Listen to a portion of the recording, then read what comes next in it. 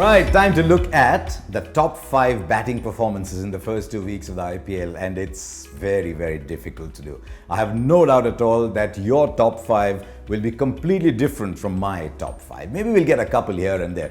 But sometimes when you're making personal choices, you look at a shortlist. Maybe a shortlist will be the same, 8 or 9 or 10, and then you have personal preferences. And I have mine as well, which I will explain. So let's get into the top 5. Number 5 on my list is Chris Lynn. Heard a lot about him. And when we were talking about KKR, one of the team owners said, watch out for Chris Lynn, and I discovered why in that very first game. Fabulous innings. The Gujarat Lions had put up a good score, and then out came Gambhir and Lynn, and he hit 93 from just 41 balls. And not a lot of people in India knew Chris Lynn, and there everyone was going saying, ooh, who is this man? And what a tragedy that his IPL has been cut short. Hopefully he'll still play a role later on in the tournament, but that 93 was just staggering and just forced everyone to look at him very differently. So Chris Lynn slots in at number 5 in my list of innings. Number 4 on my list was AB de Villiers' astonishing innings of 89. Hasn't played the start of the IPL, he suddenly comes in, RCB are in all kinds of batting trouble, and right around him there is carnage. AB de Villiers makes 89 out of 146. He scores at a strike rate of 193. The rest of the batsmen scored at a strike rate of 90. He hit 9 out of 11 sixes while it was scored in the innings.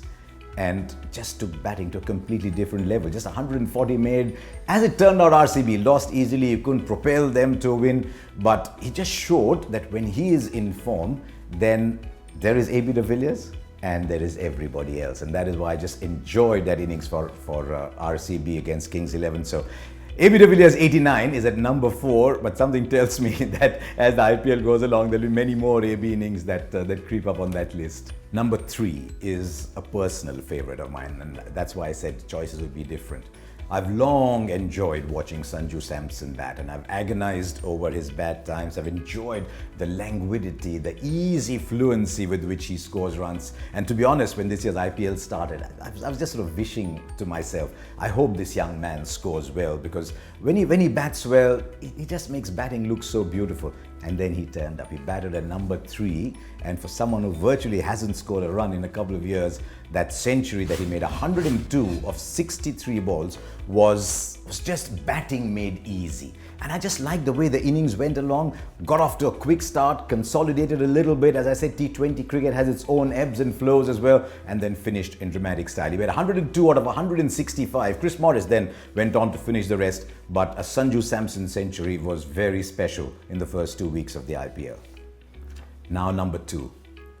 A player who, quite honestly, I did not believe could play the kind of innings that he did. Not that I don't like watching Kieron Pollard. I've enjoyed watching him over the years. I've sometimes thought that the boundary line, he makes it look a little ridiculous. But here you are, the chase wasn't huge, but he's coming in against RCB when the score is 7 for 4. Now, he can't play the typical Pollard innings, right? Nitish Rana scoring a few at the other end. Suddenly, you're 33 for 5, and Pollard made 17 from there. It wasn't the typical swashbuckling Pollard innings, but when the scoring rate had to go up, there he was. And he showed that he's capable of knocking the ball around. He took 1s and 2s. Suddenly he hit the big shot because he can clear the boundary almost at will. And I thought he actually shepherded young Krunal Pandya along, which means he was playing the senior partner's role and he was playing the match-winning innings.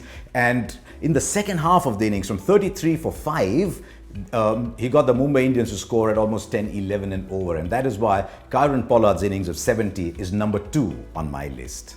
A player who Kings 11 had retained some years ago. I saw him batting along with Virender Sehwag, and it looked like younger brother was sort of taking steps to go and meet the elder brother. And then we didn't hear of Manan Vora. Every time his team was playing in the Ranji Trophy, I'd scour the scores to see what Manan Vora had done, and there was very little. I actually believe if Murali Vijay hadn't been playing, Vora wouldn't have been in the side. Now he comes into bat, there's a decentish run chase, 62 for 5, 82 for 6. All the top players are gone. Bhuvneshwar Kumar is bowling a magical spell. The game is over, and then he suddenly takes on Rashid Khan, and then he takes on the other bowlers.